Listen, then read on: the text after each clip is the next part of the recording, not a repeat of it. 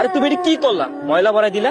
অনেকদিন পর আইছিস তো এর লাগে নিজের সামাল দিতে পারি নাই। তাই বলে ময়লা ভরাই দিবা? উনি কে? মানে ইমানি করছো কেন? কে উনি? আমি ভাই। আসসালামু আলাইকুম ভাইয়া। ওয়ালাইকুম আসসালাম। রিপন, উনি কেডা? আমি বিয়ে করেছি। তুই বিয়ে করছো? তাই বউ কিন্তু মাশাআল্লাহ খুব সুন্দর। এইখান থেকে কথা বলবা নাকি বাড়িতে লয়ে যাবা? তা ঠিক আছে। আচ্ছা বড় ভাইজান কোথায়? ওনাকে তো দেখছি না। পরে খাবে, ডাক দেন না, সবাই মিলে একসাথে খাই। তোমাকে আমি কতবার বলবো উনি কামলা মানুষ। রিপন, উনি কিন্তু তোমার বড় ভাই। বড় ভাই হইলেও সৎ ভাই। রাখাল ছেলেকে এখানে খাওয়া দিলেও খাবে না। আসমা, পাকঘর থেকে করিমের খাউনটা লয়ে যা। জানেন করিম ভাই, আজকে সবাই খাওয়ানোর সময় ভাবি আপনার না দেখে আপনার কথা জিজ্ঞেস। বউটা অনেক ভালো রে। হ, ঠিকই কইছেন, বউটা ভালো মানুষ। আরে কামলা রাখার মানুষ, আমি ওগুলো খাইতে পারি? বোন তুমি এখানে এসো কেন? বোন তুমি এখান থেকে যাও, আমরা দেখলে খুব বকাঝকা করবো। ভাইজান শুধু শুধু এত ভয় পাবেন না তো।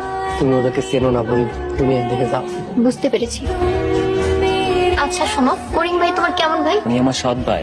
ওনার বাবা কি তোমার বাবা? মেয়ের বাবাই আমার বাবা। বাবার প্রথম ছেলে, যার কিনা রাজপুত্রের মতো থাকার কথা, তাকে তোমার রাখালের মতো রাখছো। তোমাদের মধ্যে আসলে ইনসাফ নেই। ইনসাফ থাকলে ভাইয়ের সাথে এমন আচরণ করতে পারতেন। ভাইয়ের সাথে যে অমানুষিক নির্যাতনটা করছো, তাকে কাজের লোক বানিয়ে রেখেছো, তা আমি হতে দিব না। তুমি কি করবে তাহলে? আমি তার অধিকার তাকে ফিরিয়ে দিই। ভাইজান হাত খাবেন আসেন। হ্যাঁ হ্যাঁ বোন, তুমি খেতে এসো কেন? আমি আমার ভাইজানের জন্য খাবার নিয়ে আসছি। আম্মাই রিপনেরা শুনলে কিন্তু তোমার খুব গাইল দিব। আর আমি আপনাকে না খাইয়ে কোথাও যাব না। আমি কিন্তু খুব রাগ হইতাছি, তোমার উল্টা পাল্টা কথাবার্তা কইব। ভাইজানের জন্য যদি ছোট বোন একটু বকাও শুনে, তাতে কিছু যায় আসে না। আর আপনি না খেলে আমি কিন্তু খুব রাগ হব। বসেন। গরুর গোস্ত? বোন তুমি গরুর গোস্ত পাইছো কই? আমি আমার নিজের হাতে আপনার জন্য রান্না করছি। গত কুরবানিতে গরুর গোস্ত খাইছিলাম, অনেক খাইতে মন চাইছিল, খাইতে পারিনি। আজ তুমি আমারে খাওয়াইছো। করিম ভাই গাড়ি তুলবা না?